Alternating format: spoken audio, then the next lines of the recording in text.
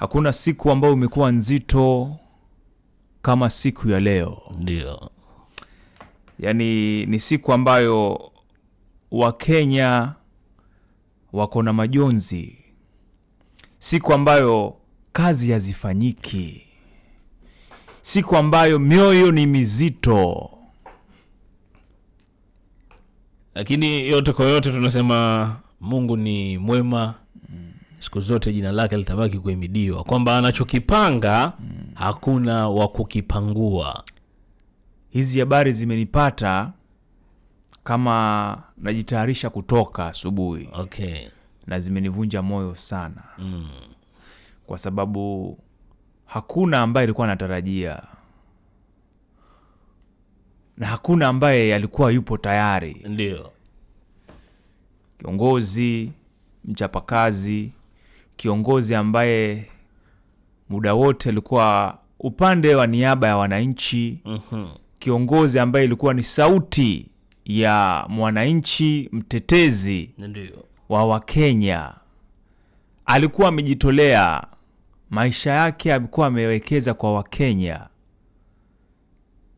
Atazidi kukumbukwa kwa legacy, kwa kazi ambazo amezifanya, kwa kushika watu mkono. Asilimia kubwa hata viongozi ambao tuko nao sasa hivi wamepitia kwenye mikono yake. Yaani amekuwa kama mwalimu hivi. Kwa mwalimu. Kizungumzia siasa, yeye ndio hiyo alama ya hiyo siasa. Exactly. Kwa sababu asilimia kubwa ya wanasiasa wa sasa wengi sana wamepitia kwenye mikono yake. Wengi sana hawakuwa na nguvu ya kujiongelea. Yeye aliwaongelea na kuwaaminishia watu kwamba huyu. Kwa mfano wakisema Yuge, watu wataamini Yuge. Exactly.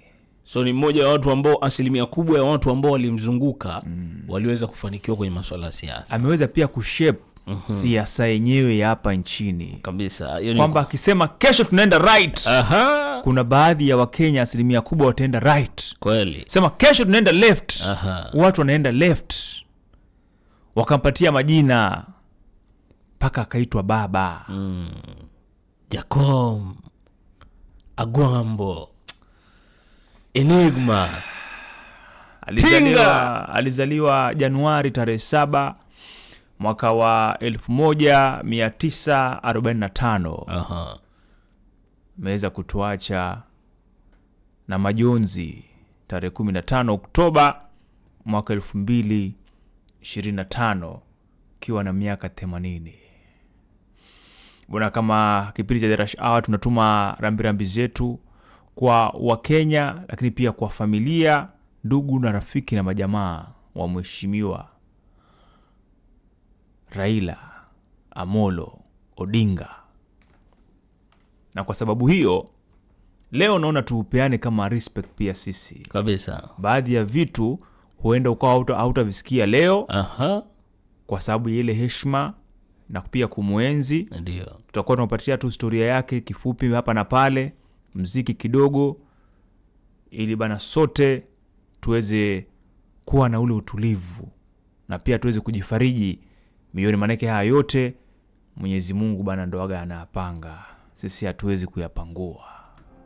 Mo Radio 88.2 FM. We are in charge.